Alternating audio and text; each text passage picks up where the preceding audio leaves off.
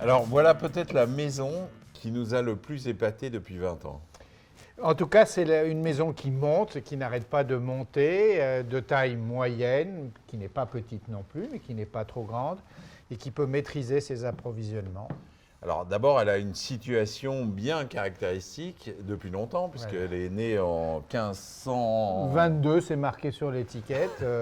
Voilà, en tout cas, peut-être qu'on vendait des draps plus que du champagne en 1522. Voilà, mais aujourd'hui, on fait vraiment du champagne. Voilà. Et sur des terroirs magnifiques, c'est les terroirs de Mareuil-sur-Haï. Et de Haï. Voilà, la maison est à Mareuil, en plein cœur de la vallée de la Marne. Et évidemment, elle est aussi propriétaire du Clos des Goisses, qui est un des plus beaux clos de la Champagne. Elle est toujours dirigée par quelqu'un qui porte le nom et le prénom de la firme. La firme s'appelle Philippona et c'est Charles Philippona qui l'a en charge aujourd'hui. C'est l'un des rares exemples d'un président qui est lui-même chef de cave. Qui est lui-même chef de cave parce qu'il est œnologue et c'est un œnologue de grand talent et un homme d'une grande finesse et d'une grande culture.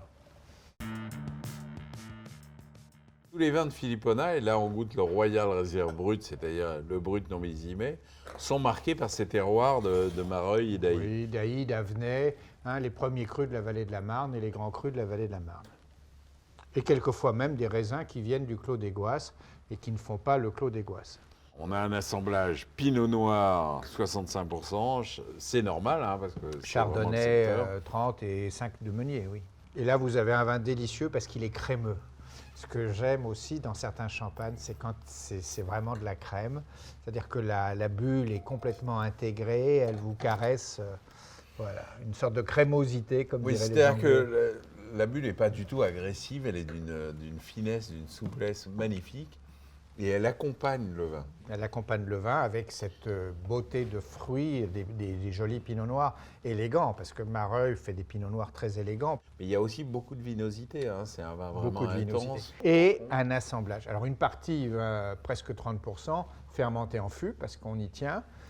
Et je crois que c'est une des maisons qui a fait le plus beau travail sur le choix des barriques et le pourcentage des vins fermentés en barrique dans l'assemblage. Et ça se sent, parce que c'est ça qui apporte la crémosité, c'est la partie qui est fermentée sous bois, juste ce qu'il faut, très délicate. Et alors parfois on pense tout de suite sous bois, style oxydatif, il n'y a pas du tout d'oxydation. Non, c'est un vin qui est vraiment dynamique. Il y a du fruit, il y a de l'élégance. Beaucoup de fruits.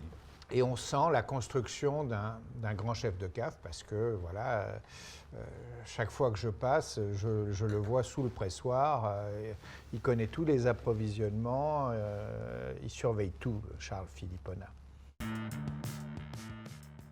Il y a 20 ans, personne ne voulait mettre blanc de noir sur une étiquette, vous imaginez. D'abord, on disait personne ne va y comprendre quoi que ce soit. Comment peut-on être blanc et noir en même temps? Alors, on peut quand même expliquer ce que c'est qu'un blanc de noir. Oui, c'est fait avec des raisins noirs. Voilà, donc essentiellement là du Pinot noir et éventuellement du Pinot Meunier, même si je n'aime pas trop cette idée que le Pinot Meunier fasse des blancs de noir. C'est d'abord le Pinot noir qui doit faire un blanc de noir.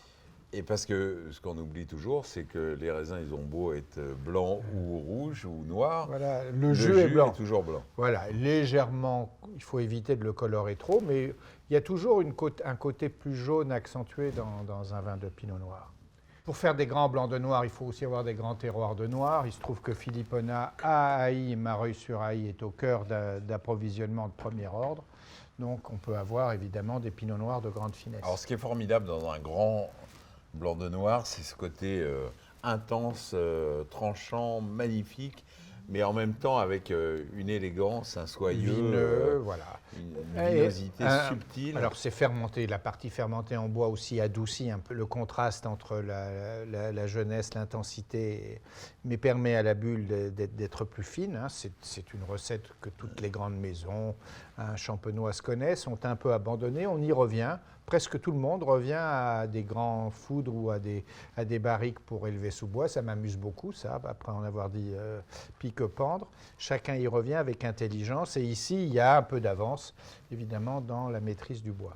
Et ce qui est d'ailleurs incroyable, c'est que Charles Philippona poursuit cette quête de la précision avec aussi des cuvées parcellaires. On connaît évidemment le Clos des Goisses qui est une magnifique pente qui dévale sur la Marne, mais il a aussi créé un d'autres blanc de cuvées. noir du Clos des Goisses, qu'on appelle les cintres, bien sûr. Voilà. Et puis des Le vignes, Léon voilà, aussi, Léon à Haï quand ça le mérite, etc., etc. Bien sûr, il y a des cuvées parcellaires.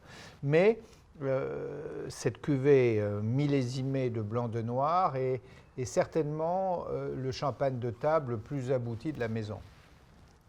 Voilà, si ceux qui adorent les grands blancs de blanc pour l'apéritif et le début de repas, s'ils passent au volaille ou si on veut faire un repas tout champagne, là c'est vraiment le champagne idéal.